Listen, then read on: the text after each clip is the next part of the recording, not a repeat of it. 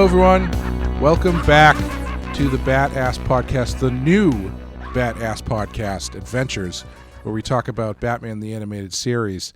My name is Clay McCormick, and with me, as always, is Sean Murphy. How you doing, Sean? Good, man. We should be face-to-face, as is the tradition for this podcast, but fucking COVID, right? Well, you know, it's a new series. It's we're taking new approaches on everything. Actually, the listeners can't tell, but we both have redesigned our costumes for this season. Yeah, they're more streamlined, a little lazy, but, you know, some good parts and some bad parts. We stand at really interesting angles, though.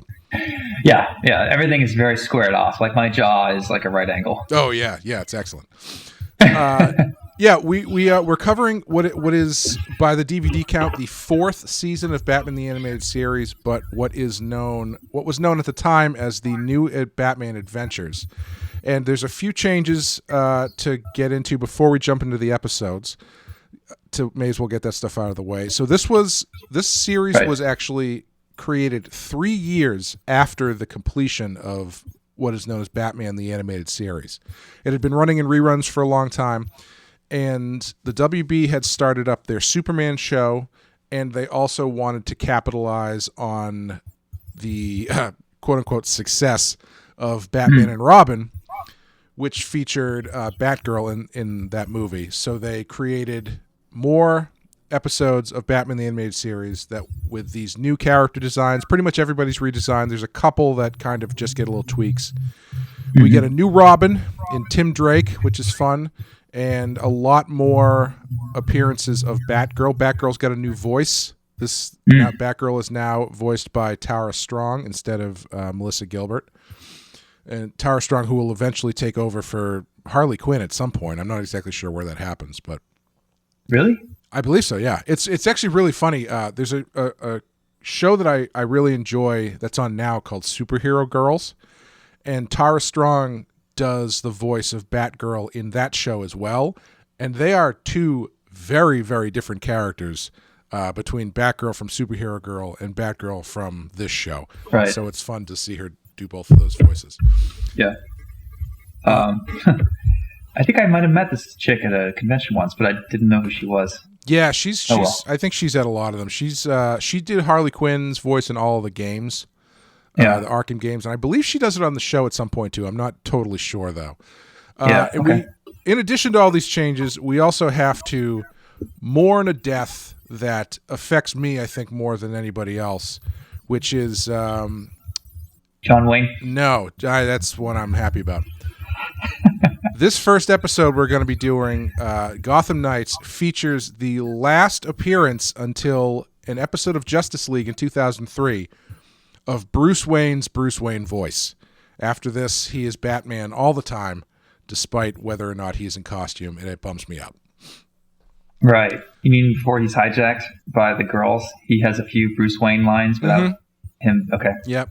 And it's that once he gets taken for a ride by Ivy and Harley, he gets, I guess that's the last straw, and he becomes very cold. Goodbye, Goofy Bruce. Yeah, we hardly knew you. Actually, well, we knew you pretty well. Honestly though, it does fit. The Goofy Bruce doesn't fit the new design. The new design is a lot colder. Yeah, it's more of a power suit with a red tie, sharp angles. When Bruce was wearing a double-breasted brown suit with yellow pants, he looks a little poorly put together. Right. This new one's sort of more Gordon Gekko. Yeah, it's a better fit, I think. And we've got a new intro song as well. I didn't do my job and look up who does the music, but it is not Shirley Walker. We had a tough time finding the intro for this because on my DVDs it runs the intro for the original animated series, which confused me because in the last series there was like 12 episodes or so where they changed the intro into this new intro. So why did they go back to this original intro? And we determined that it was because that the actual intro that was used on TV was the one for the new Batman and Superman Adventures, which was kind of a mashup intro that features characters from both shows because they were broadcast as a single hour of television. Right. But Yeah, I think, is there any other housekeeping as far as that goes before we jump into the actual episodes? Are we? When are we talking about all the changes and designs that they made to the costumes and the villains and all that stuff? Let's wait till we get to the episode. Okay. All right. I don't want to throw you off here. Sure. So we're going to take a quick break, and then we'll be back and talk about the first episode, Holiday Nights.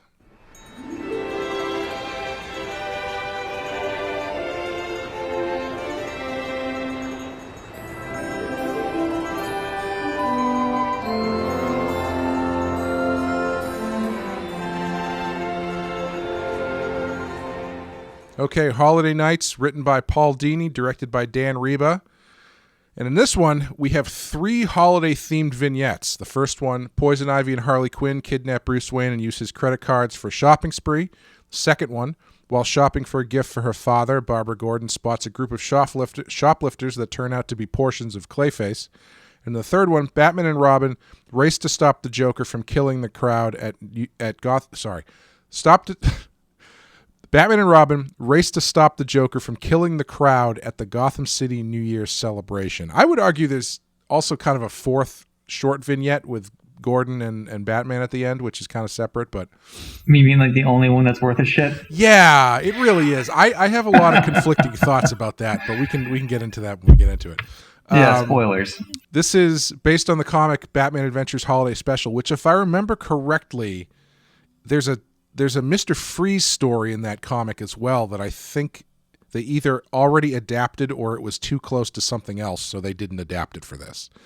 Mm-hmm. In this episode, the other thing that's interesting about this is generally we've been going by the DVD listings, which seem to be chronologically accurate, at least in the first series. However, with this one, this episode takes place after the episode Sins of the Father and Growing Pains, which introduces Tim Drake and brings Clayface back after his apparent death in Mudslide. So this one, I don't know why they led with this one. Maybe I think let's get into the costumes, because I feel like one of the reasons they might have led with this one is because it features 1, 2, 3, 4 villains and Batman and Robin and Bullock and Montoya and the Batmobile and the Batboat.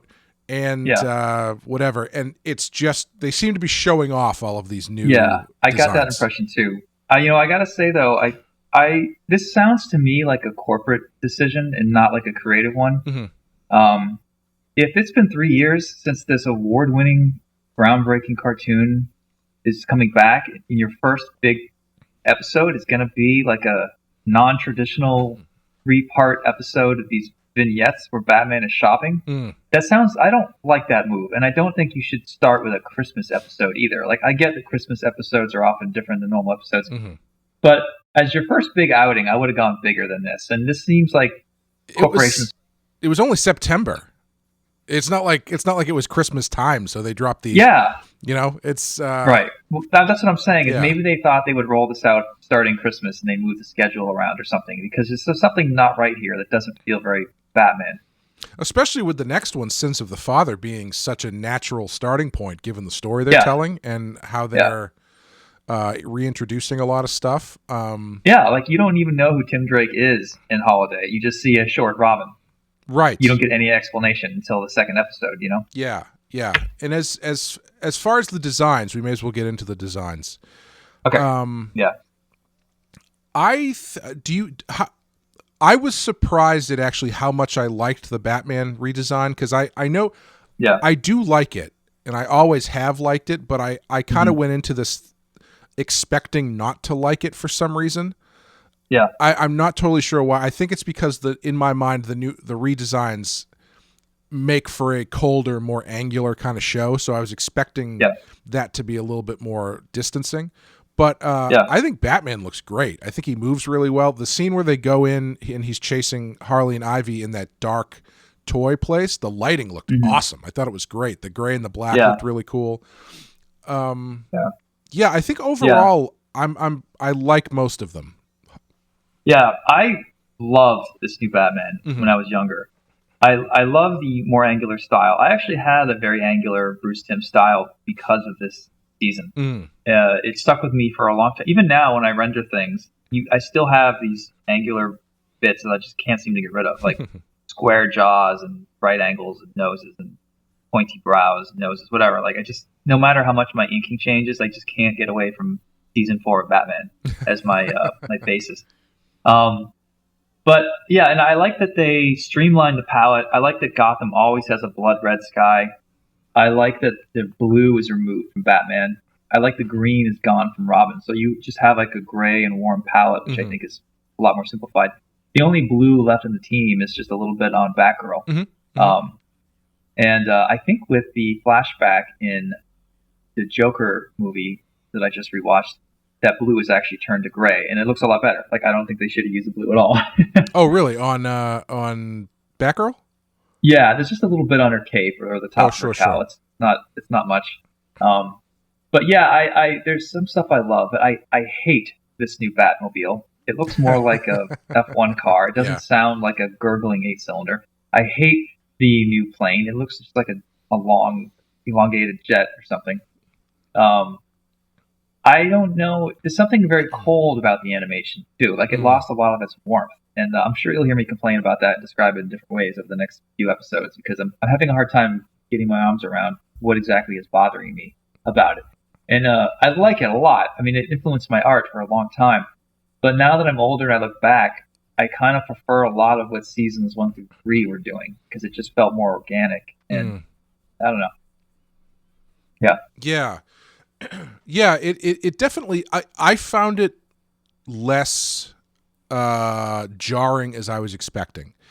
Because the episode opens with Harley running around in her underwear in an apartment with Ivy, and I was expecting to be put off a little bit more by the way that things are being drawn and everything. But I think Ivy looks great. I think Ivy is a definite improvement. Off of the leotard look that she had for the first 3 seasons. Although I do like the bright red hair, which they lost, but she still looks good. Yeah. And Harley is pretty much unchanged. They're just drawing her more in line with everything else, but her design hasn't changed at all. Yeah, they like Joker looks more like a hood ornament. They got rid of the red lips, I think, and his hair is just a swoop. Like, he looks like he should be. He's like the front of a Rolls Royce or something. And he's got those black eyes too. Yeah, they went black eyes with white dots, so they went more cartoony, I think, all around. You mean some of the children too? The way that some of the kids are crawling into Bullock's lap, the way that they're animated looks more like a Warner Brothers cartoon. It doesn't look like it's on model for this universe at all, but it didn't really bother me. Yeah, you mean the Joker's design is cartoonier outside of the fact that he gets a gigantic bell dropped on him like the Wile E. Coyote, and then he's just like, "Oh, my back!" at the end or whatever. When he should be dead. His arm should have exploded off of his body. Yeah. So I don't know. I'll mention that later too. But there's parts of this which feel a lot more mainstream and fun and action adventure and a little bit more youthful. But parts of it feel a lot darker too. Like I feel like the first 3 seasons, you had a lot of really mature ideas and interesting things. Like, you think about Robin's reckoning, and what made Dick Grayson. You had these moments where it was like, wow, that's really mature, and this is a kid's show. It doesn't feel like a kid's show. This feels like a kid's show right until they inject something really dark, like. When the new Robin is like, my dad dead, he's dead, isn't he? And Batgirl starts to say no, and Batman's like, yes, he's dead, basically. Like, they just get really mature all of a sudden, you know? Yeah. Well, I wonder if that has to do with the main character, because they do skew him darker, at least colder. And I wonder if with that comes this weird kind of adjustment they have to do to the world, where if Batman is going to be dark and cold, then maybe they got to lighten up some of the other stuff a little bit and maybe not be as dark all the time. I think Robin as a kid, he's a lot more fun and jovial, and he brings nice levity to the script. And I think it's natural to take Batman and push him more to being, stern and hardcore. Yeah. Just so they can play off each other. And then you've got, Batgirl, who's basically the same character she was in the first 3 seasons. Well, it's interesting to me because, at least based on this first episode, the Batman and Robin dynamic that works so well in general, but also worked to great effect in this show in the first 3 seasons, is having Robin be a bit lighter than Batman. And it works really well in the first 3 seasons because they are not really, neither one of them is an extreme version of that. So Batman's a little bit darker, Robin's a little bit lighter, and so they feel a bit more like peers. Yeah. Whereas in this one, Tim Drake is a lot lighter. So I feel like to counterbalance that, they had to push Batman a lot darker. Right. You know what? I immediately preferred this Robin over Dick Grayson. Mm-hmm. The way that Dick acted in the first 3 seasons, I just felt like the jokes weren't landing. It was just too corny. It was too much like, yahoo! I don't know. I just didn't take it seriously. But the voice actor that they got for this kid, if you read the script, it still looks like it's going to be corny. But the way he delivers it, he has like a slightly raspy voice. He just sounds a little more hardcore, even for like a, 12-year-old. And I felt like his delivery was a much better. And my overall take on Tim from this series is that Tim seems pretty well adjusted. Yes. Like I don't see Tim getting really fucked up by like a failed father figure and letting this stuff go too far. He seems well adjusted until that movie that you were just referencing a couple minutes ago. Well, yeah, we'll get to that later. We'll get to that much later, yeah. Yeah, but I could see the way that Dick was written, I could see him being set up for disappointment. Mm-hmm. Whereas the way that Tim Drake is, it just seems like this kid is like pretty stone-faced. Like it doesn't seem like much is really going to bother him. He seems pretty okay with his surroundings and Batman, and I don't see him going against Batman or getting pissed off or regretful for any of these decisions. You know, it's hard to describe.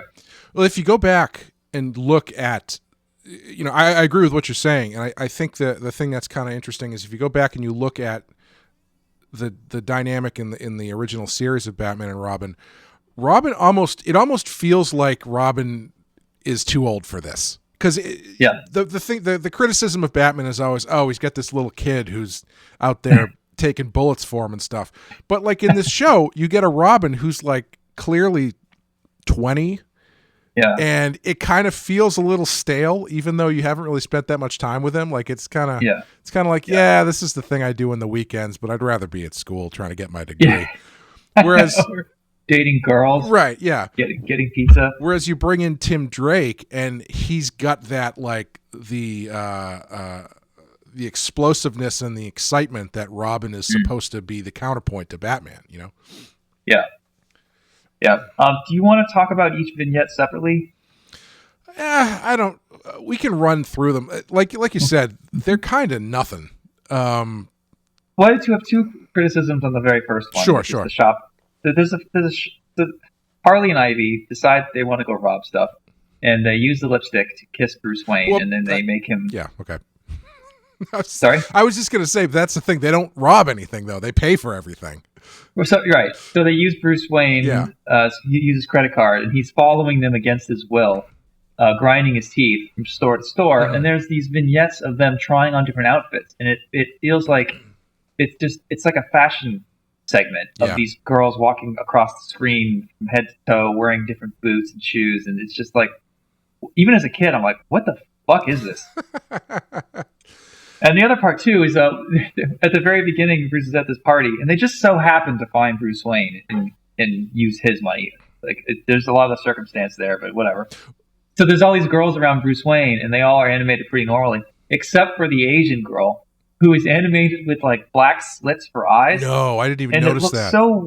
It looks so weird compared to the other girls, and I try to be politically correct. I'm not as PC as other people are, young people are, but even for me, I was like, that's a bad look. Yeah, I completely missed that. I did not even see that. Yeah.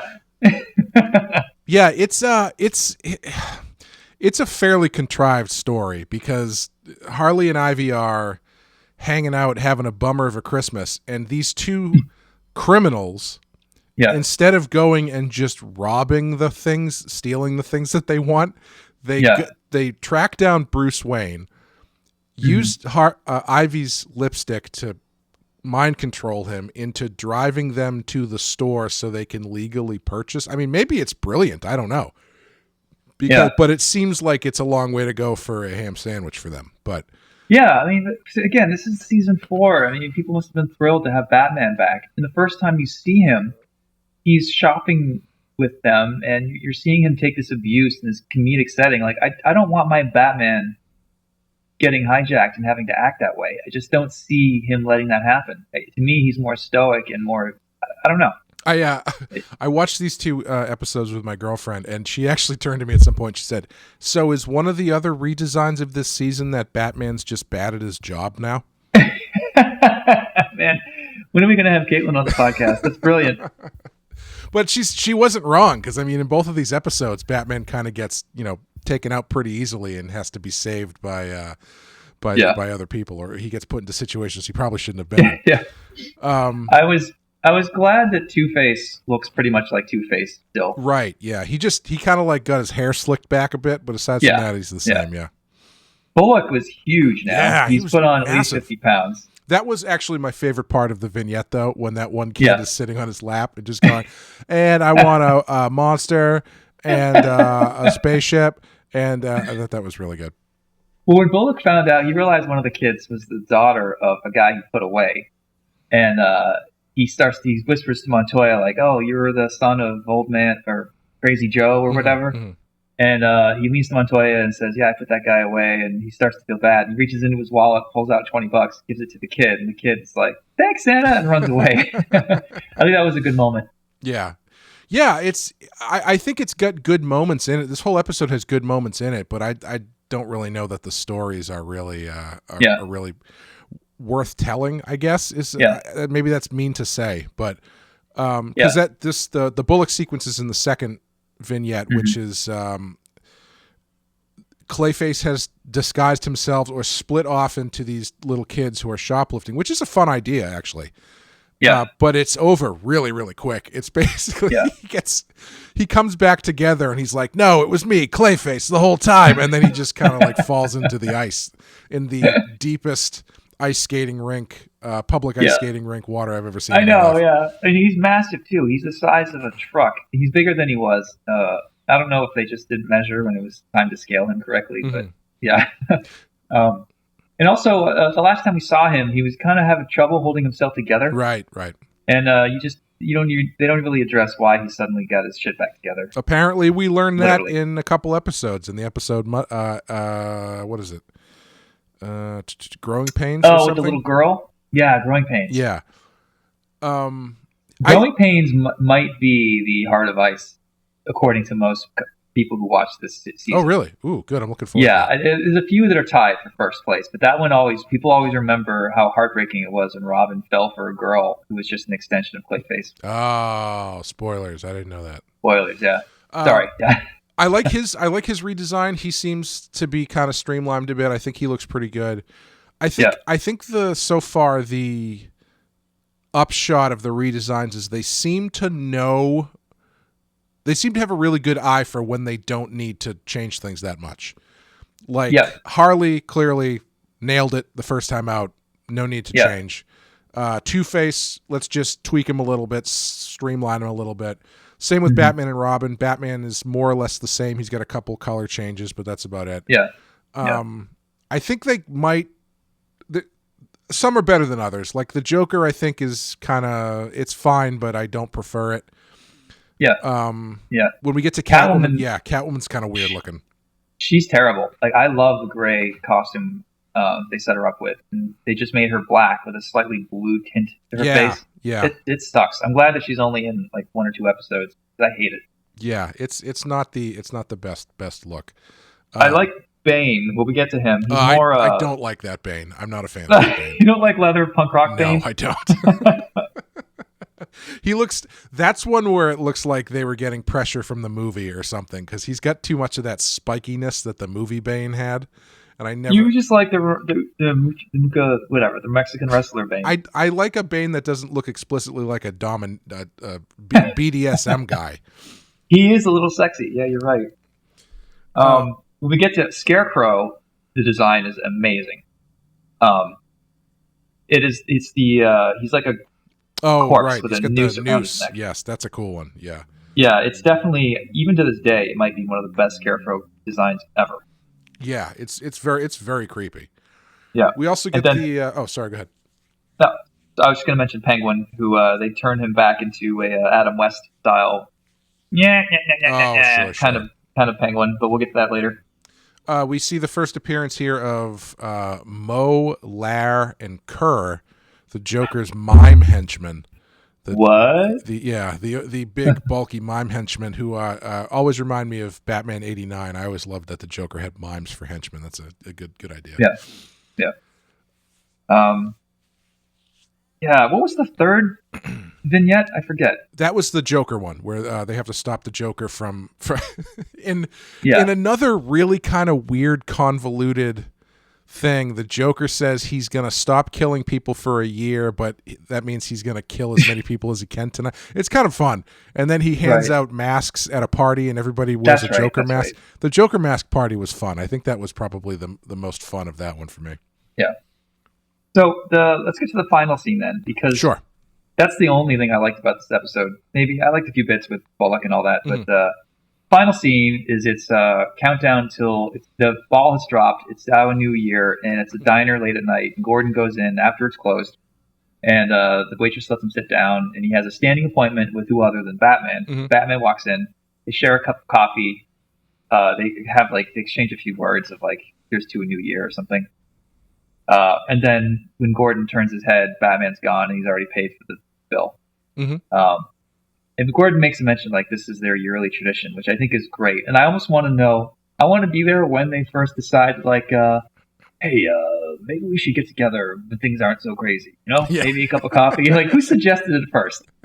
Gordon was probably asking for like years, and Batman was like, I can stay for like 5 minutes tops, and then I got a lot of stuff to do. One of us has to be out there fighting crime, Jim. And like, why that diner? Batman comes in through the back. Does the waitress know he's coming through? I just want to know more about that. It features the new redesign for Gordon, which I always thought was funny because he looks skinnier and older. He looks like, you know, if you have like an older uncle who you haven't seen in a while, and then all of a sudden he's a lot skinnier, and it's because he's like in his early 60s and the doctor told him he can't eat cheese anymore. You know, he's got that kind of like older man slim down for his health look. Yeah. He's definitely withered away a little bit. They got rid of it. They changed his hair. So Gordon always had like this dairy whipped frosting hair. And I don't know. I mean, I guess I like it now because it's nostalgia, but I don't think it actually works or it ever did. So this new version, they got rid of that, which maybe makes sense. Yeah. My conflict about, I agree. I think that scene is great. I really like it. But the conflict for me is I don't know if I like my Batman being that familiar with Jim Gordon, with anybody really. Oh yeah, your whole thing. I just, you know, I think it's great in the show. Clearly they have a relationship they've established in the show where they're kind of like they're kind of buddies. But I guess I can accept it because he only shows up for like 30 seconds and then he leaves. Yeah. I think that it works in a cartoon. It works in a comic if you handle it right. But I think once you start shooting real live action and you can see how fleshed out and real their world is, and it feels like your world, you're like, there's no way a cop would have a friendly relationship with a vigilante. Like, it doesn't work anymore. And that's the interesting thing is you switch medium from live action to comics and animation, you know? Well, you know, I don't think that they have to be adversaries because it's like they clearly they work together. They put I think their relationship in the Nolan movies is probably the kind of relationship that I like, where it's like they have a respect for each other, they work together, but it's not like they're hanging out on the weekends, you know? Right. I mean, I like both, but I mean, so if you had this show, let's say this was animated, but the animated series was actually mirroring the Chris Nolan style, the Chris Nolan relationship between Batman and Jim. You think that would be better than what we have here? For this show, probably not, because I think the place where this show has always worked well is when they inject heart into the stories they're telling. Yeah, and especially with Batman getting kind of darker in the show in general, it's nice to have a little bit of that. Because the thing that I hate the most is a Batman who is portrayed as only aloof, only dark, and only cold. Mm-hmm. Because it's just, I mean, that's just kind of boring for me, and it's not that compelling of a character. As dark as it is with Nolan, at least he makes a joke about, I'm not wearing hockey pants. Yeah. Yeah. Or like a kid sees him climbing a fire escape, and he hands the kid one of his like super cool telescopes and kind of winks at him. I think that stuff's really helpful in a Nolan script. Oh, definitely. Yeah. Yeah. I think if you can get that humanity into him, I think it works really well. Like I've been watching the DC Universe show Titans, the live action Teen Titans show. And is it the Fuck Batman? Yeah, it is so unpleasant. It it's I went in with an open mind because everybody saw the Fuck Batman trailer, and I was like, okay, I know what this show is going to be like. And a lot of people I had heard say, oh, it's not really like that. That's just kind of one scene, blah blah blah. I can confirm that's pretty much what the show is. Is Dick Grayson being really mad and really angry at Batman, beating people within an inch of their lives consistently, being conflicted about being Robin, and everybody around him being equally dark and brooding. And it's just, I can't find anything enjoyable about it. Yeah. And I was thinking about it because it's like, okay, why does that tone work in a comic, but not, why does it feel like it's too much in a show? Because this show rides this really weird line where they're going for this like hyper violent, gritty, everybody's throwing swears around, et cetera, tone, but they're all wearing like comic book accurate costumes for the most part. Right. And so the contrast feels really weird. And also, I don't go to Robin for dark, gritty, hyper violence, Yeah.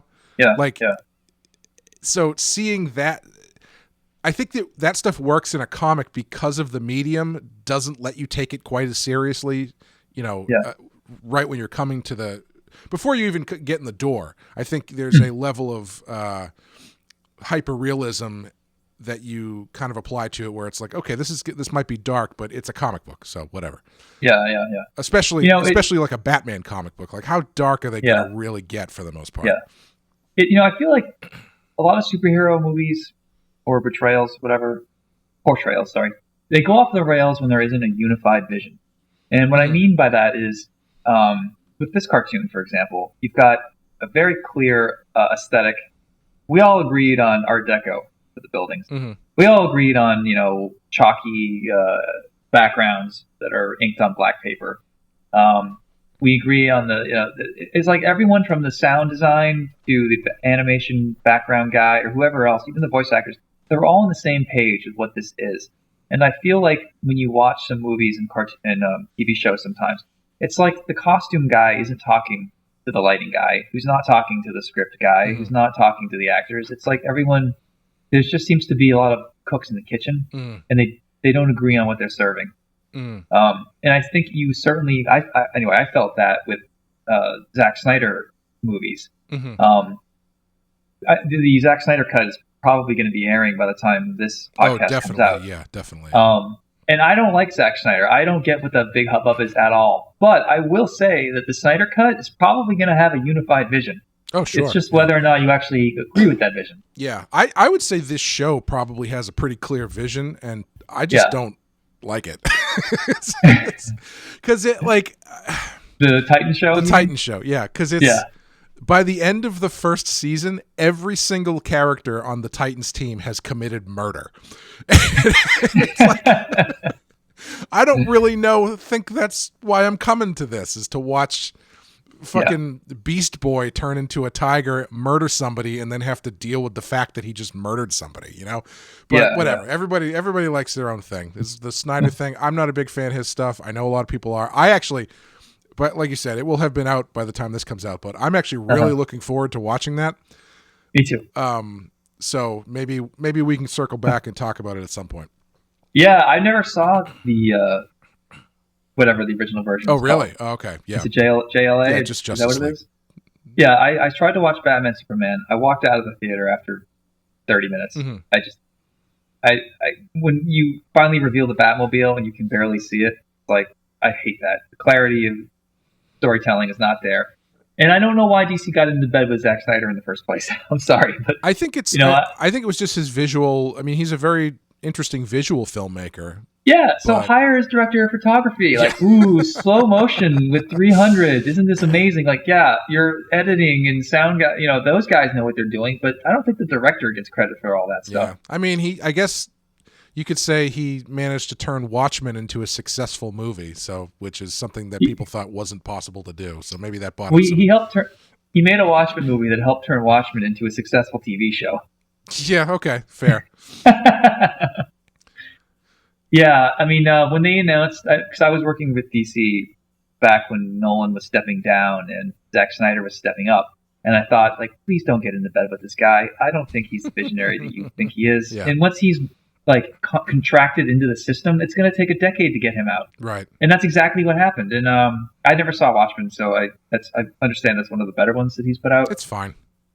Yeah, it has, but I'm glad that he's being worked out of the system. However, we've never seen a move like this in Hollywood where there's been a fan reaction to this degree, like almost like a QAnon response to release the Snyder Cut. Yeah. And when AT&T purchased Warner Brothers, they're like, maybe we'll release it, make some money off of it. Mm-hmm. Like this has never happened. So I'm dying to see what happens. And I hope that it's awful, and then we can all just finally agree that Zack Snyder should just be doing really amazing classics like Sucker Punch. Yeah, I mean, it's an unprecedented move, but honestly, like, it's a really smart one, I think, because they could have spent $70 million advertising HBO Max to try to get people to sign up, but instead they got a pandemic going on. They're not making movies. So throw the $70 million advertising budget at Zack Snyder, let him finish the movie, use that as the selling point, and there you go. Yeah, and everyone is online right now to an incredible degree that we weren't a year ago. We're all pissed off and at each other's throats. We just had the election. And all these, toxic men supposed toxic men who are championing the Snyder Cut, you can just throw a clip to them for free and they will spread it automatically for you. Right. Like the marketing of this was probably $0. Most of the money went into giving Zach money so he could redo all that stuff, of course. Yeah. But yeah, I think it's a brilliant marketing move, but I think they're not going to know what to do with it either way. If it's huge, does that mean you have to rehire Zack Snyder and let him redo all of his movies? If it sucks, what do you do? I mean, it's going to be amazing. The really brilliant element, actually, which I kind of hope that he did purposely as a bit of a troll, is my understanding. This is kind of like a David Lynch move with Twin Peaks. My understanding is the movie ends on a cliffhanger. So, or I should say, not a cliffhanger as much as like the end of Back to the Future, where Doc shows up and he's like, "It's your kids. We got to go to the future." It's like, well, they weren't intending. They weren't intending to make a sequel. Pointed, there will be a sequel moment. Yeah, but they weren't intending to make a sequel, but they've got the lead in if they have one. So I feel like, so this is just backdooring it, just in case this does really well and they decide to let him make another one. But whatever, sure, fine. I mean, if Disney's having success with Mandalorian and WandaVision, then why don't they just go to Zack and say, hey, how about doing 10 one-hour episodes of the Snyder Vision? Just keep going. Sure. See how that works. Like, that can't be as bad of an idea as anything else that they've seemed to be trying lately. I think the most interesting thing about comics, movies, and TV at this point is since they have embraced the idea of, both companies seem to have embraced the idea of like the multiverse. Yes. It means everything is on the table. Yeah. Like there's no, we can't do that because it'll be too silly. We can't do that because it'll be too dark. Everything is on the table. Yeah. Which hopefully means we'll get some interesting stuff more often than not. Sometimes you get WandaVision, sometimes you get Titans, but we can't win them all. Yeah. I mean, I am dying for Michael Keaton to be back on camera, and I'm dying for them to bring back the '89 Batmobile. To me, that is like Han Solo in the Millennium Falcon type moment. Whether or not the script is good, I don't know, but you get a lot of bonus points right out the gate. We'll see. Yeah, I don't know how they're going to do it, what it's going to look like, but I'll be there to watch it when they do. Yeah. Yeah, it's funny because like they all thought that the average customer or the average moviegoer isn't going to understand the idea of multiverses.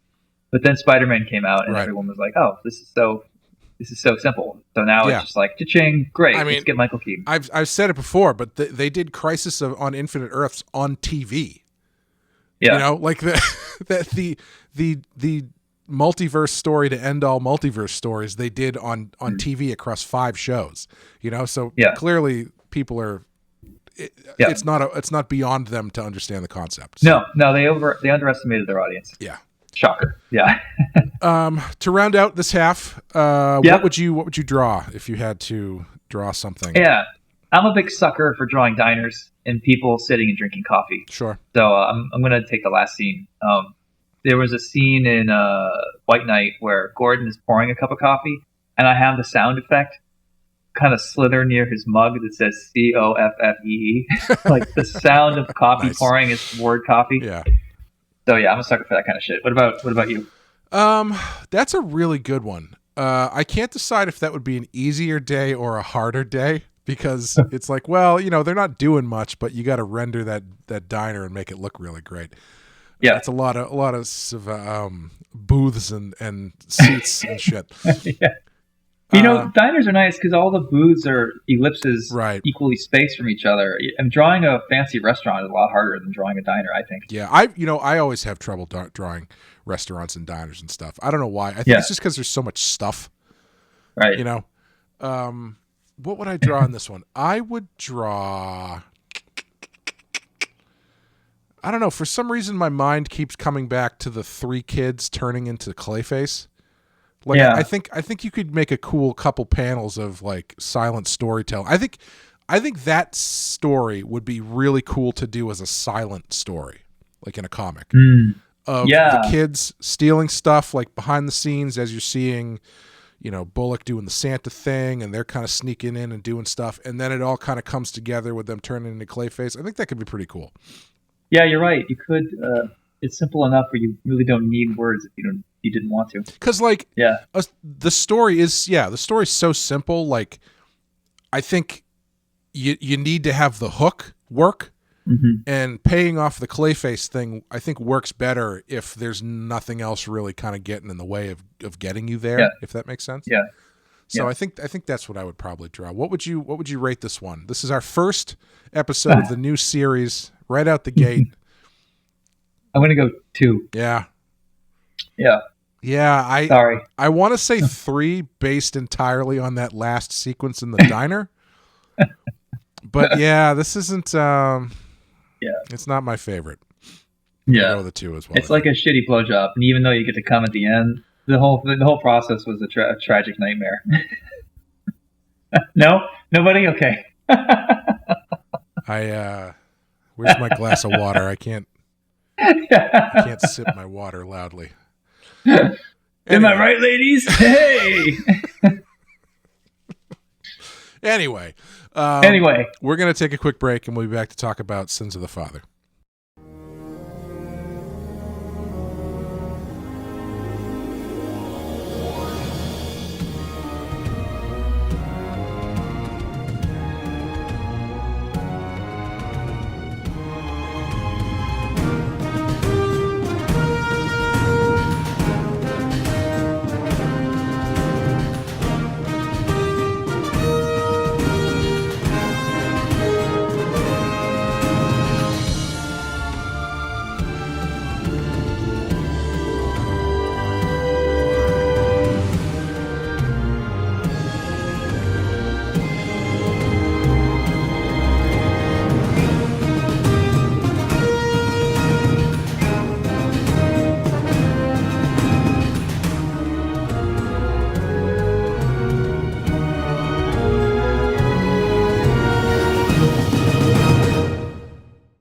Okay, Sins of the Father, written by Rich Fogel, directed by Kurt Gita. And in this one, young orphan Tim Drake becomes Batman's new ward when he becomes involved in one of Two-Face's deadly plots. The most interesting thing to me about Tim Drake in this show is his origin, Mm-hmm. because it is so fairly drastically different than it is in the comic. It's kind of Mm-hmm. Tim Drake in this show is kind of a cross between Tim Drake and Jason Todd to a certain extent. Yeah. Because in the comics, Tim Drake his dad is not a criminal. I think he's like a scientist or something. I can't remember exactly, but he's his dad. He and his dad have a pretty good relationship. Like it's not a point of contention. His dad's not a criminal, and Tim, I believe, I can't exactly remember how he finds out that Tim finds out that Bruce Wayne is Batman, like on his own. It involves he has to convince Dick. Excuse me. He has to convince Dick Grayson to become Robin again, because Batman needs a Robin. Because after the death of Jason Todd, Batman starts like doing like a darkness spiral.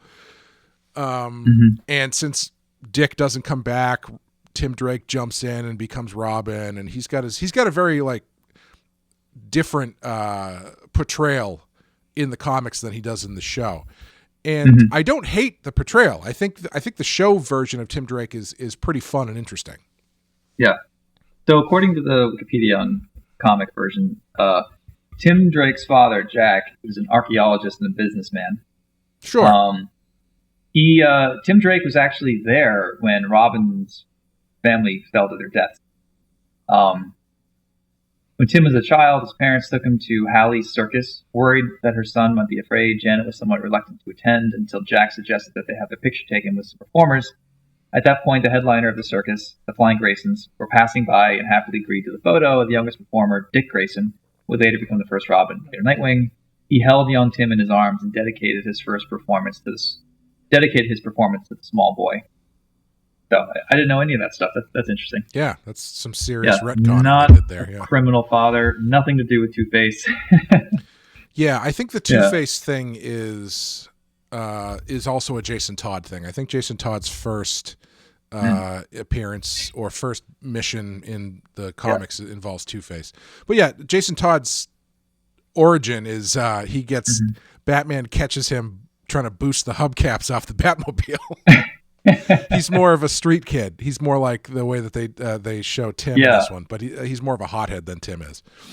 So let's take this opportunity to talk about the Jason Todd White Knight 48-pager that you and I are going to be pitching. Sure.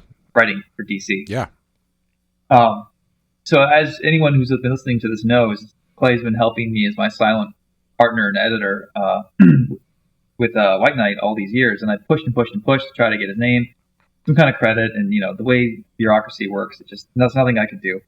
So finally, I was able to tell them, well, why don't we do a Von Freeze? Meaning, why don't we release Volume 3 of White Knight? We'll have issues 1, 2, 3, 4. Then we'll take a month break and we'll put out a 48-page one-shot drawn by somebody else. But this time, instead of me writing it, I felt that Clay and I should write it, which means Clay is going to be doing most of the work and I'll just be taking the credit. So nothing changes, is what you're saying. Yeah. That basically. No, that's not true, obviously. I love setting you up for that joke. It's your favorite grenade to lob. It's obviously not true. That's the only reason I love it. That's okay. But yeah, we're talking to different artists. We think we've got a really good Italian artist. We won't say his name because I don't know if it's going to happen yet, but I'm getting excited about it. I mistakenly tripped into the Jason Todd. When I threw him into White Knight, I sort of threw him in as an Easter egg, not knowing it was going to change a lot of my story. Not only the orders of the Robins, but I decided to address Jason Todd in the final page of Curse of the White Knight. Mm-hmm. He's Bruce's jailer. Like, the idea is he was brought in because he would have some knowledge of how to contain Batman, even though Batman is in jail willingly. And from there, I'm not really sure where to take it for Volume 3. I have some ideas, and Clay and I are going to get together and figure this out. But we thought that it would be a good opportunity to do a 48-page one-shot talking about what the hell happened to Jason Todd all these years, and maybe even setting up a new Robin, a younger version of him. Like, he sees a Robin in the city, and he swoops in to help her, and he learns about this fangirl who's trying to act like a Robin, and It's not solidified by any means, but I think you're going to hear Clay and I talk about our Jason Todd story a lot this season. Yeah, when you first pitched me on doing a Jason Todd thing, I wasn't really sure what the angle was that was like kind of interesting to me for him, because it's because you hadn't really established much about him, and I don't know him super well as I know some of the other characters. But we were kind of talking about it, and we kind of came down on this idea that he's kind of like Johnny Lawrence from Cobra Kai. And like as soon as we came to that, I was like, okay, I know how to do this now. And I think that would be going to be a really fun way to kind of portray him as someone who's kind of over the hill, trying to teach the young kid about what being a badass vigilante is like, but constantly getting brushed back because he doesn't know as much as he thinks he does. Right. Yeah, and we set him up as a failure in that I have him in the military, or he's ex-military. Oh, do I? Well, I'm going to have him having washed out of the army. We talked about maybe having him be like a bodyguard or do private work, and he screwed that up too. Like maybe he slept with his client, and we definitely want to put him down on his luck. And we know that Jason Todd is the angry Robin, but the question is like, is he still angry with Bruce? Mm-hmm. For me, in Volume 3, I sort of wanted him to be over it. Like, he's gained a lot of wisdom, and he's not as affected by this as Bruce thinks he would be. And maybe Jason Todd would be able to talk to the other Robins and let them know, like, Bruce gets in your head for a while, but there is a second. You will be able to move past it at some point. Like, you don't have to be angry forever. Yeah. And maybe that would be Jason Todd's pitch to Dick, who's very angry with Bruce in White Knight. Yeah. And if either of these characters need to get a new piece for their costume when they happen to walk down to a certain store owned by one Brandon Brandanowitz, then we'll see if that happens. Yeah. If we can somehow put him in the background and set that up. I don't even know. It was hard enough getting Newton Grew to do a 48-page one-shot of a known quantity like Jason Todd. Trying to get them to do a character like a goofy brand manager book. Don't draw attention to it. He's just there. We just slip him in, and then he becomes part of DC Comics continuity, and that's just it. He's just there. It's like, oh no, I never expected that guy to become a character. I did the whole time. If there's ever a White Knight animated universe, and we do have a brand manager in there, I'm going to pull for you to do his voice. Oh, please. I think you do an excellent job. Anyway, back to the show. Yeah. So anyway, Jason Todd, stay tuned. We'll be name dropping that a lot. Yeah. This, I liked this episode quite a bit. I was worried this was going to be kind of like a little bit more. I don't know. I didn't know if there was going to be much there, but I thought that they hit the notes they had to hit pretty well with Tim Drake to make you kind of sympathize with him and sell him being in awe of Batman and all that kind of stuff, and sell the energy that he brings to boosting the Robin costume and helping out at the end. I thought it was good. Yeah, I liked it a lot. It does feel quick. It does, yes. And I know that's what they were doing. They didn't take 2 episodes like they did with Robin's Reckoning. I get that, but it just felt so fast that it feels indicative of a lot of the tone of this entire series, actually. And I'm not sure if that'll make sense to you as we keep moving forward, but yeah, I mean, there was just very little fat on it. Everything moved very quickly and efficiently, but almost too much so. It doesn't give you much time to chew on things like seasons 1 through 3 did. Yeah. They kind of rush you through a couple things that, like Batgirl apparently knowing that Bruce Wayne is Batman and hanging out at the Wayne Manor.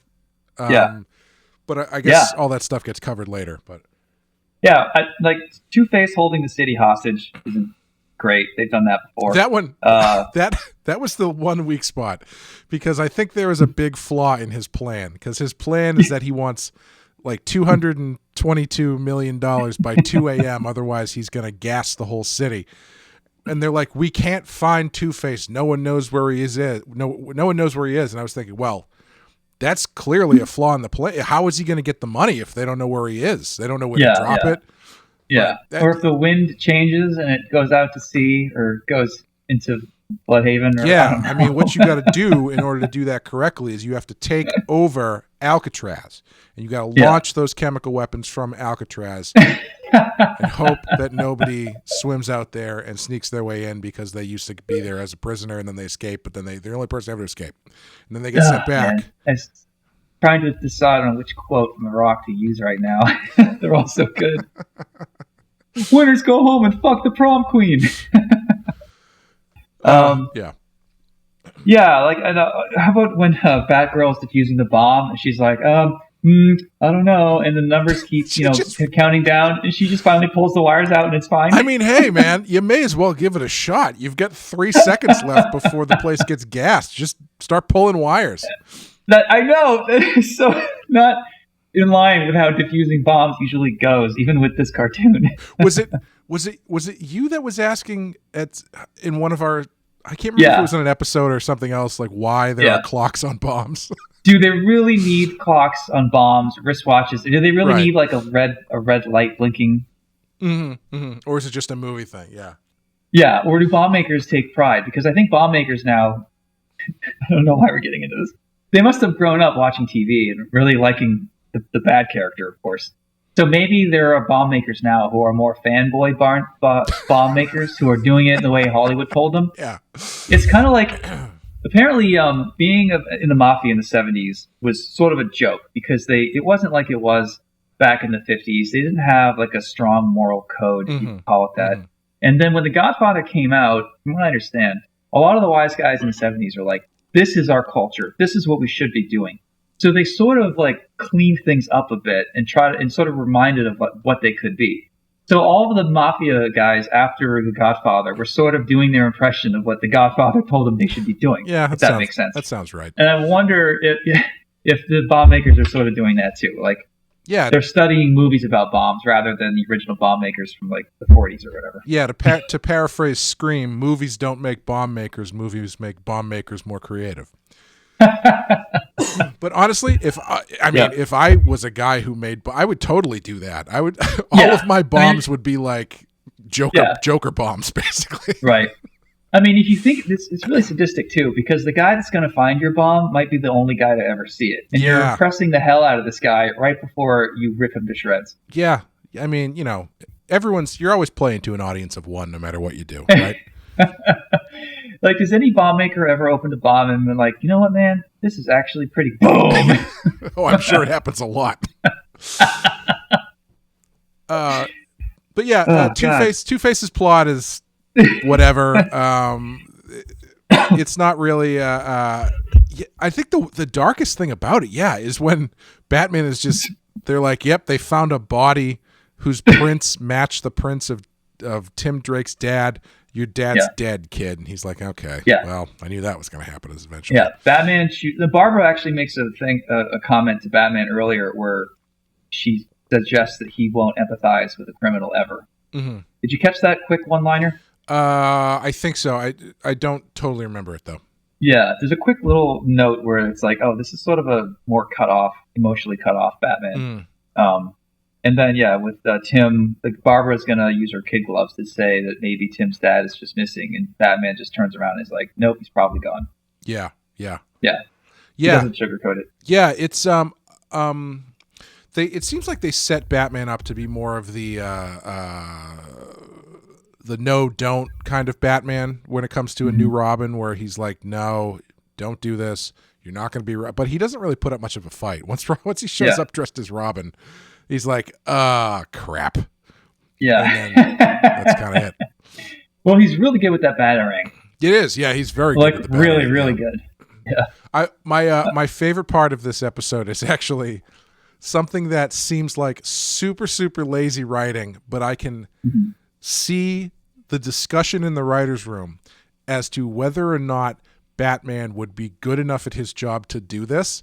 And as we were watching it, my girlfriend actually said, that's actually a really good skill for Batman to have, which was when they see Batgirl looks at the note and there's an indentation of the key on the paper. and just by looking at it, Batman knows that it comes from the storage lockers at Gotham Airport. I thought there was like a small logo pressed into the paper of the airport. Is that it? I did not see that. If that's the case, that's 100% more believable. Exactly. But so I rewound it, and that's not the case. Oh. But if that was a comic book, like I would have rendered that, obviously, because Batman just doesn't recognize it. As amazing as he is, come on. Yeah. Also, I don't know what paper he wrote that on that managed to press a perfect indentation of a key into it just by putting it in an envelope, but whatever. Yeah. But yeah, it's one of those things where it's like, this seems like lazy. How do we get from point A to point B? But it's also kind of something that you could understand Batman being able to do. Yeah. Because I wouldn't be surprised to see Bruce Wayne just gather up all the keys from municipal buildings so he can make copies of them and also know by looking at them exactly what buildings they go to or something.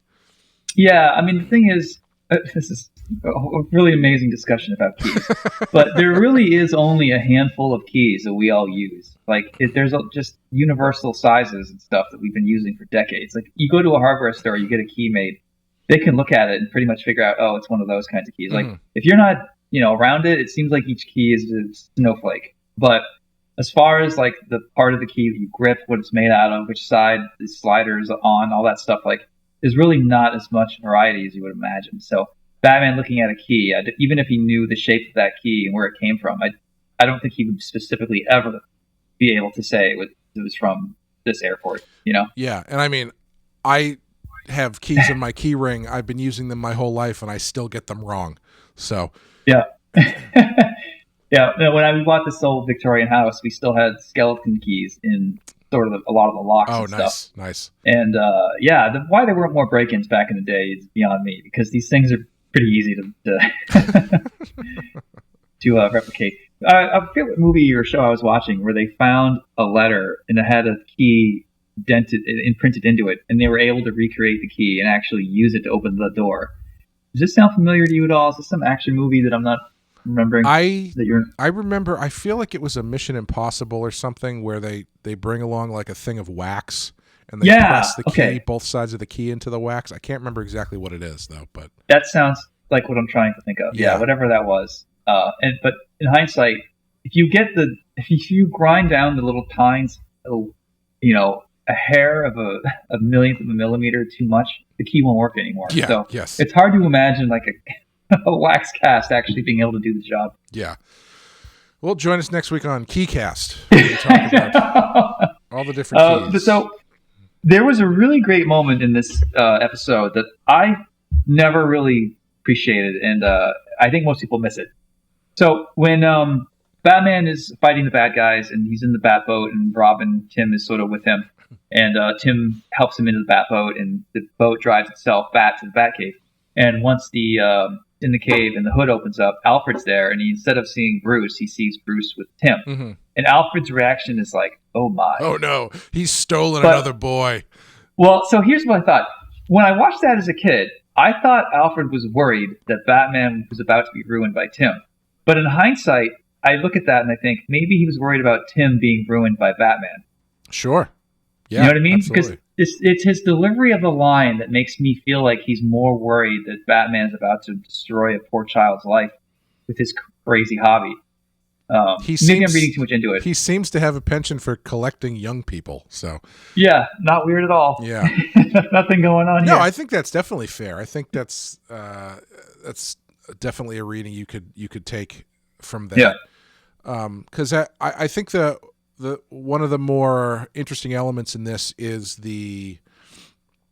which is also something that they lift and kind of remix from Jason Todd, is the Batcave has that Robin suit up in the case there, which I thought was hilarious because when Tim first shows up, it's on the same level as the Bat computer, and then later on they've moved it up onto like a balcony for some reason. Maybe because they knew he was going to take it and they didn't want him to be able to get to it. But it's funny because it's a costume that Dick never wore. It's just a different design. In fact, when they do later on in the season, there's a flashback episode about when Robin left, and he's like punches Batman in the face because he's sick of all of his bullshit. And Dick is wearing the green tights. Yeah. Yeah. And I don't know why you wouldn't just put him in the red ones if it wasn't, you set up the red ones in the first episode here, or second episode. This suit was in poor. I was going to give this to you for your birthday, but fine, just go to college, Dick. Way to ruin the surprise, asshole. Well, the thing I've always found interesting about that suit in the case is Batman keeping suits in cases is never a mark of like something good that's happened. Like it's not like this is where all my teammates come to suit up. This is the suits of everyone who's dead or who's had their backs broken or something. Like it's a very specific purpose to display that case. And while it doesn't have that same weight here, it has a similar kind of weight because it's the Robin suit. Robin doesn't exist anymore, and does have that kind of reverence to it. Well, there's always been an element of Bruce being his own fanboy in a way. Because if you think about your studio, Clay, you could just be working on a drafting table with your tools and your record player. You don't need to have all those toys around, but you choose to because you kind of get into it. Sure. In the way, if Bruce was just 100% focused on crime, he would just have everything in his cave would just be useful and nothing would be unnecessary. Yet he chooses to decorate and have little statues and trophy cases and stuff like that because part of him is his own fanboy in a way. Yeah, it would be like if I only decorated with my own art. In which case, someone would come over and go, "Wow, you are a fucking sociopath." So our friend Will Sliney, who I don't think listens to this, which is fine. He's an Irish artist, and he's whatever he's about to say, I didn't have any part in. He put up in his studio. He very unashamedly, and very non-Irish, I would say. The Irish people are usually not known as a culture of people that like to gloat and show off. But he saw fit as designing and printing out a massive mural of his own art with his own name on it. Will Sliney, big and splashy and colorful, on a giant wall in the studio. And when he filmed stuff there, you could see this wall like proudly displayed in the background. And now Will's a good friend. He's not that guy at all. He's not an arrogant jerk at all. Like you would imagine when you see somebody who has that kind of a mural. But for me, what always gets me is like, I don't like to hang up my own art because I'm just going to nitpick it and I'm going to start finding flaws and I'm going to hate it. Yeah. I would never get a tattoo of my own shit. Yeah. I don't even look at my own books when they come out generally, but well, it's one of those things where I think part of it comes from growing up as an artist. Your family tends to hang stuff up a lot. At least mine did. My mom still has paintings I did in like college hanging up, and it's like it's one of those things where I walk by and I go, "Why did you hang that one up?" And I don't want to say that to myself. I have enough self-doubt in my abilities as it is. I don't need to be constantly checking myself every time I look at the wall. Yeah. But that's just me. I don't blame him for putting that thing up because that's kind of awesome. Yeah. I mean, I do appreciate people who are proud of their career and not afraid to show it. Yeah. I think, I'm looking around now. I have the posters of Hellblazer, Punk Rock Jesus, and Off-Road. But yeah, like you, I don't usually even read my own books. I think when a book gets printed, like Batman comes out, it's usually my bathroom read for maybe a month, and then I put it away. Like I have not gone back and reread White Knight or Curse at all, and I probably never will again. Like I don't even remember what I did in The Wake and Tokyo Ghost. I don't know what it is. That's why the continuity between the two volumes of Batman is so lax. Well, that's why I'm so glad to have my editor go, "Hey, remember this big issue in Volume 1 where you did this? She shoots Joker in the face? I would never do that. I don't remember that. That doesn't sound like me. That doesn't sound like me." Yeah. It's just it's not something I've ever been, because I don't draw inspiration from my own work, and that's why I keep so much stuff up, is because I look at it and I go, "Oh, that's really good." You feed off the energy of other people. You don't ever look at an old piece and go, "You know what? I actually nailed that face. I wish I inked that way now." Like, do you ever look at your old stuff and are reminded about techniques and chances you took and sort of go like, "Oh yeah, why did I stop doing that? That was really effective." Oh, definitely. Yeah. It's not usually something that is of a whole that I like. But I'll flip through some old stuff and be like, oh, that's kind of a cool piece. I don't really do that anymore. I kind of wish I still did that. But it's like, it's not something that I would put up on the wall or anything, you know? Yeah. Yeah, when I look at my old stuff, I look at how loose I was, and I have to keep fighting myself from getting cleaner. Because like as you master the technique or get better at anything, you just tend to do it without making mistakes.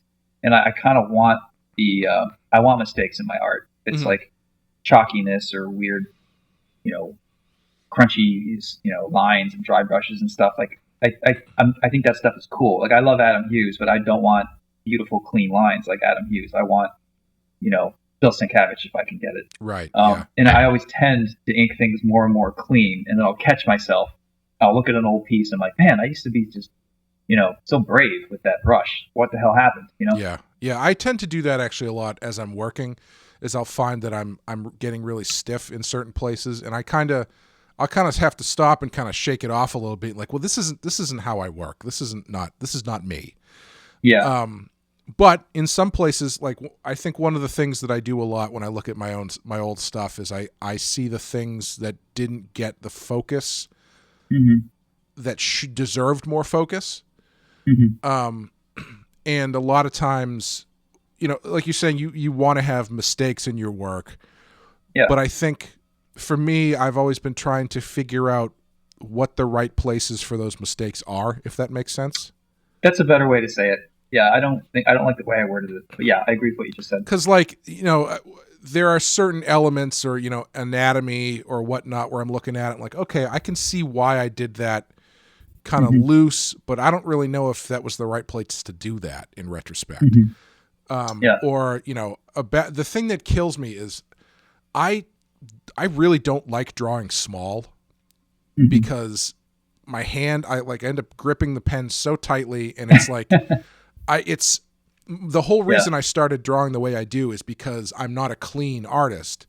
So I needed to develop a style that kind of like worked with that as a strength. So when I try to do small things, I tend to just kind of do them quickly and probably not put the attention that needs to be there in a lot of them. And when I look back, I go, okay, that thing in the background that anybody else, a lot of my other favorite artists, when they do stuff like that, it looks of a piece with everything else. I just clearly, went through it pretty quickly because I was more focused on the bigger thing. And that's something I'm always struggling with as far as how much, where to put my focus, where to make sure, even if I'm not spending all my time on it, to make sure it looks as solid as everything else. Yeah. That's always the balancing act, the trick to it, I guess. Yeah. Yeah. Yeah, I've started inking with a calligraphy nib. Oh, cool! Just because it's slightly uncontrollable, it gives you little happy accidents that you can roll with, and you have a lot of energy. By going raw and fast, like the finished pieces just have a lot of energy in it. And I've always been obsessed with if you sketch somebody with a calligraphy nib, those lines are going to look kind of shitty, right? So what's interesting to me is how do you make all those shitty lines make something beautiful? Like you're working with dog shit here, yet when you step back, it's a beautiful raw rendering of Batman. That's the goal anyway. Right. Like when you were Adam Hughes, like he's taking beautiful lines and turning them into a beautiful piece. Like I get that, of course. And I think that's great, but that's just not as interesting to me as going raw, even though you can't really control dry brush and calligraphy nib that well. It's cool to let the tools do what they do and then sort of go with it, Yeah. But if it descends into chaos, that's the risk. Right. Yeah. And it happens. one of my favorite artists, Alberto Brescia, he was the master of making beautiful things out of shitty lines and unconventional tools. Like he was famous for inking with a razor blade, which just sounds fucking badass.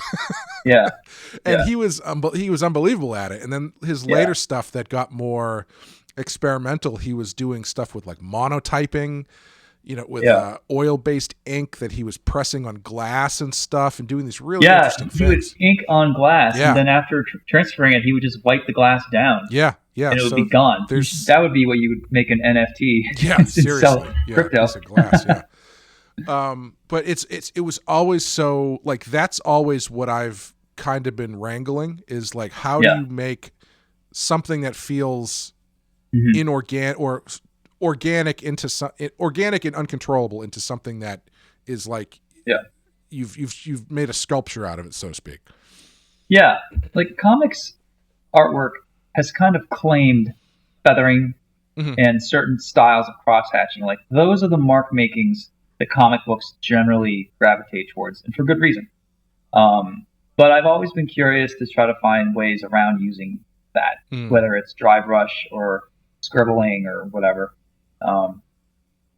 Jock, another friend of mine who draws a lot of Batman, he uses a lot of markers, and he's found a way to, when you use a marker really fast, it kind of fades out at the end as you flick it off the page. He's found a way to he can make that take the place of feathering, basically. Nice. That's his gray, is the markers that he uses.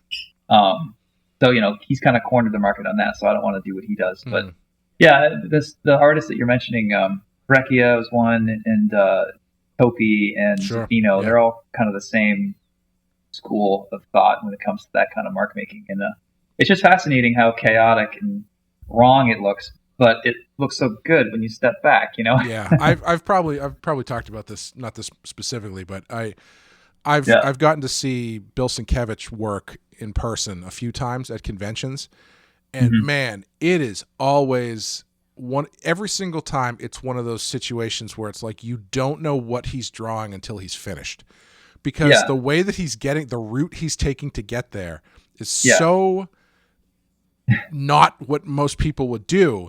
Like you don't get what he's doing until he puts like the shine on the nose, and you're like, oh my God, he's drawing a face, and it's unbelievable. It's an unbelievable process to watch when somebody works like that. Yeah, he's kind of a savant.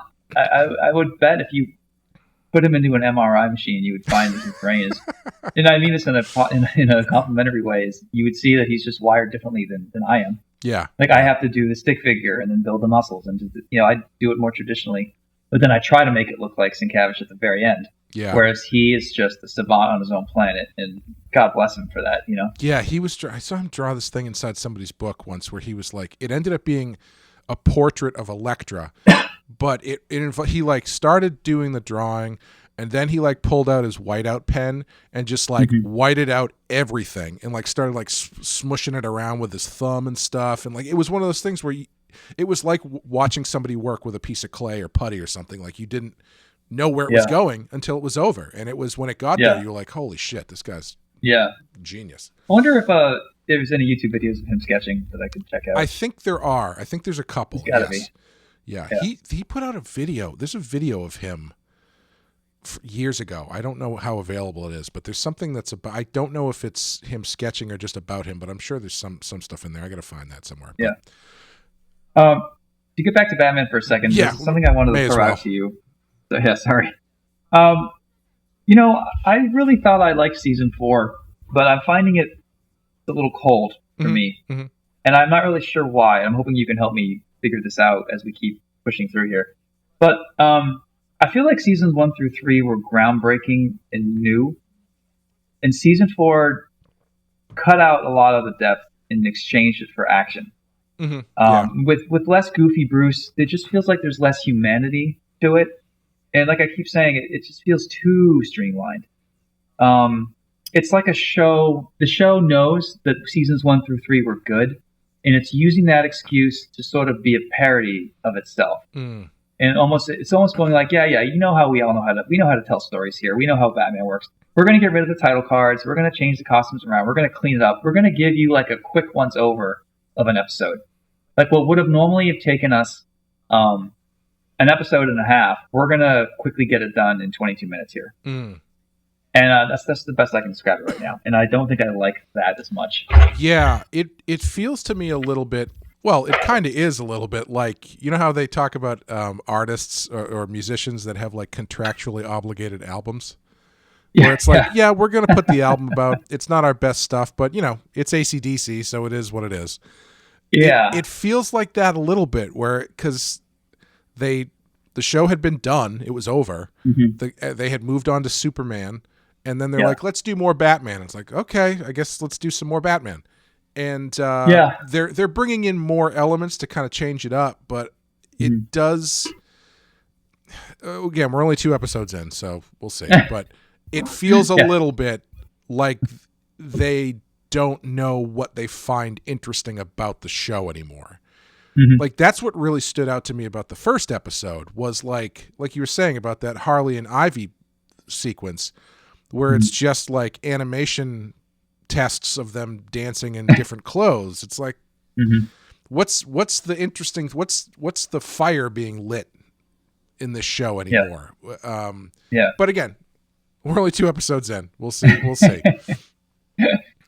Yeah, because I love it. I'm just being really picky because this cartoon made me in a lot of ways, so I'm gonna be really picky here. Yeah, and I think also, if you look at what they do after Justice League, I think every episode of Justice League, at least in the first season, is a 2-parter, I think. Or it's either Justice League or Superman. I can't remember. One of those. I think it's Justice League. Every episode is a 2-parter, so like they're taking their time with that show. It seems like maybe that's where the interest lies, is doing new stuff. And you got Batman Beyond going, which is a new interesting thing too. So it might just be a case of like, well, we've been there, we've done that, we have to do it again. So we're going to do it. We're going to try and make it interesting, but not quite going to hit the heights we did the first time around. Yeah. I think that's why I never got into Justice League, was because it looked too clean and the Batman didn't look like my Batman. The ears were too long. It was stupid things that I shouldn't have let bother me. But I was also in college. I had a driver's license. I was out getting laid, Sure you were. Old sure you were. Cartoons. Well, what would you want to draw on this? This one, well, I let me kind of adjust that question. After you tell me what you want to draw, let me know how you would redesign the Batmobile. For this. So you can think about that while I answer. What I would want to draw in this, I actually really liked the movie theater fight scene with the like the silhouettes being thrown up onto the screen and stuff. I thought that was really fun at the end there. Doing something like that, I think that would make for a really cool splash page where you've got like either someone on the other side of the screen seeing the fighting going on, or you've got like, you see the fighting, but behind them you get projected, you've got the shadows on the screen or something. I think that would be kind of fun. Yeah. I would draw the Batboat. And the reason it stood out was because I'm sort of starting to think about what I'm going to do for Beyond the White Knight. And I've been looking at pictures of like boats and science fiction boats and stealth boats or whatever. A lot of them are black. And the Beyond Batmobile looks like a boat, honestly. It looks like an 80s ski boat with 2 long skegs out front, kind of pointy and jagged. It's like a wing design, basically. I feel like when I redesign that Batmobile, I'm going to go off of boat design. So my head is already kind of there. So when I saw the scene where the boat floats up, I'm like, oh, that's probably what I would draw right now. Yeah. Well, I guess that kind of leads into my second question then. Yeah, so the reason that this Batmobile doesn't land for me is I think it's 2. It's the sound of it, the engine's all wrong. The animated series, the first one had like a gurgling 8-cylinder guttural engine. And then when it took off, you had a bit of a turbine, like more like a race car that also has an 8-cylinder engine. It's like a really unique sound. This one just sounds like a dumb race car engine. There's nothing that stands out about the sound. I don't think it's featured in a way that makes it stand out. The way that this new Batmobile is like, hey everyone, it's just a Batmobile. Don't worry about it. It's a Batmobile. I noticed Let's get on that to too. The story. Yeah, they're not really drawing any attention to it the way they do. I mean, in the first one, it's in the credits for like not a small amount of the credits. Yeah, but when you see the Batmobile, it's a moment in the first 3 seasons. In this one, it's just like, this will like they just rushed through it because they spent all their time redesigning, Clayface or whatever, or yeah. And I also the new Batmobile looks more like a race car, and it has a lot of jagged lines on it. But there's no feature that stands out. It's just a bunch of jagged lines, which is my sort of criticism on new designs for supercars. Like Lamborghinis from the '80s and Ferraris had clear design features that stand out, and you're like, oh yeah, those headlights or that rear tail. Now, because they design computers, there's so many shapes that your eye is drawn to, like you don't really know what you're looking at. I mean, I'm sure it works well in a wind tunnel, but like I look at a modern hypercar and you don't know what exactly the main feature is. Right. Whereas the Burton Batmobile, you've got like the long nose, you've got the spiky bat wings sticking out the back, you've got the circular turbine in the front. Like if you over-design that with a computer now, you would get Zack Snyder's Batmobile. Right. Yes. Yeah. Sorry, I just had to take one more dig. Apparently. Yeah. Do you have anything in particular you would do to revamp the Batman the Animated Series Batmobile if you had to? Oh, the one that I like?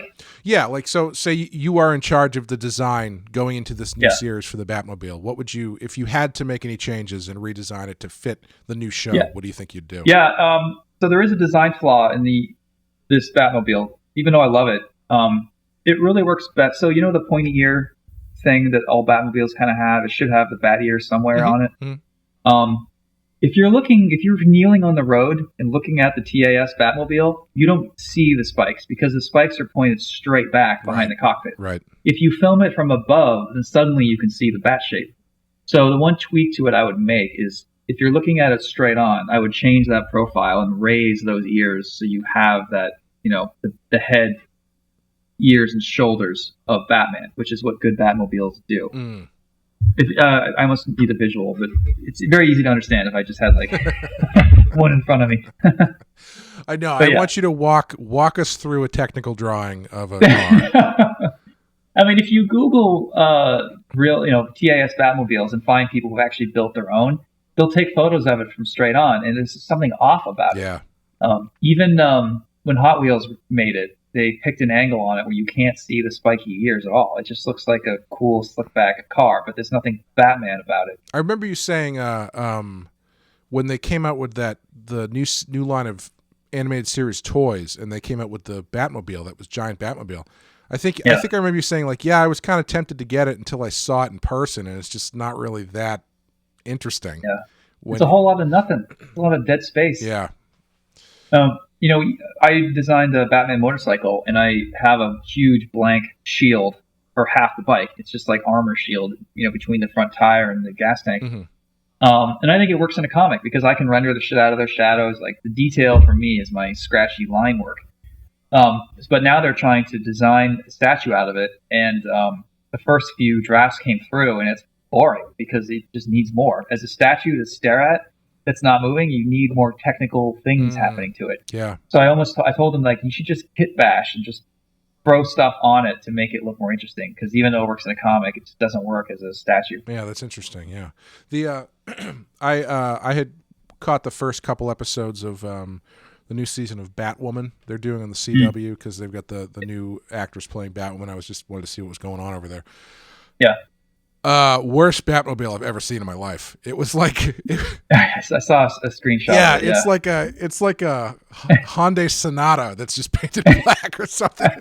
It's just a car. It's like literally just a car.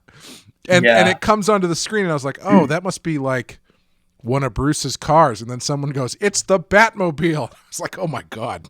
They couldn't even be bothered to put like a cool light on it or something, or like if you have no budget left, then what you do with that Batmobile, you make it Jaws, and you show it as little as possible. Yes. Just low shots only, where you can't really make out. You just the jet on the back. Spend all the money on the jet, and then you're good. Did you see that Hot Wheels accidentally released a photo of the Batmobile from the new Robert Pattinson movie? Oh. And it's actually one of the most clear shots we've had so far. It kind of, what is it called? Ruin the ending. Buried the lead. Sorry. Oh, sure. If you look up. Yes, I think I did see that. I think you might have texted that to us at some point. Yeah. It's a stripped down muscle car. It honestly looks like a Baja racer. I like it. I mean, for a Batman year 0, whatever, year 1 type of design, I think it looks really cool. Yeah, I think it's a pretty cool design. I think it'll be the tough thing about seeing any of that stuff in the bright light of day before you've seen it in a movie is you don't really have any context for it. So I'm willing to. I think it's a cool design in general, but I'm willing to see how they use it in the movie as well. Yeah. What would you rate this? I'm gonna go 3. Yeah, I think I'm. Excuse me. I think I'm really close to giving this a 4, just because I really do like the introduction of Tim, but I think there's enough kind of goofy shortcut stuff, whether it's Two-Face's plot or the key thing or any of that stuff, that it's kind of stopping it from really going over the top for me. Yeah, I mean, I gave Robin's Reckoning a 4, and this is not even close. Sure. I like this episode a lot. Like, this is one of my top 20 maybe, but yeah. Maybe it's not. I don't know. Yeah. But I think... oh, sorry, go ahead. I was just going to say, I think this should have been the first episode that they showed. That's not what I was going to say. Holiday one. Yeah. I think this is a good... If you're looking for a good intro to the new season, the new series and what they're doing, I think this is really good. It's a really good start. Yeah. I would take this over... Actually, well, you know what's funny? Now that I think about it, Christmas with the Joker, wasn't that the first episode from the last one? I don't remember, but... You could. No, it was. Is it Leather Wings? Oh, okay. Right. Yeah. I don't listen to my own show. I don't know when this stuff happens.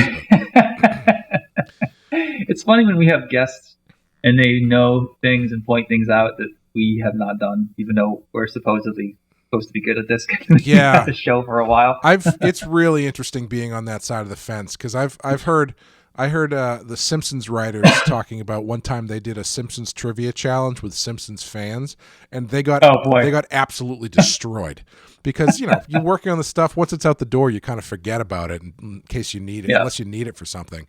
And when I said, we don't even read our own books after they come out. We just sort of move forward, Yeah.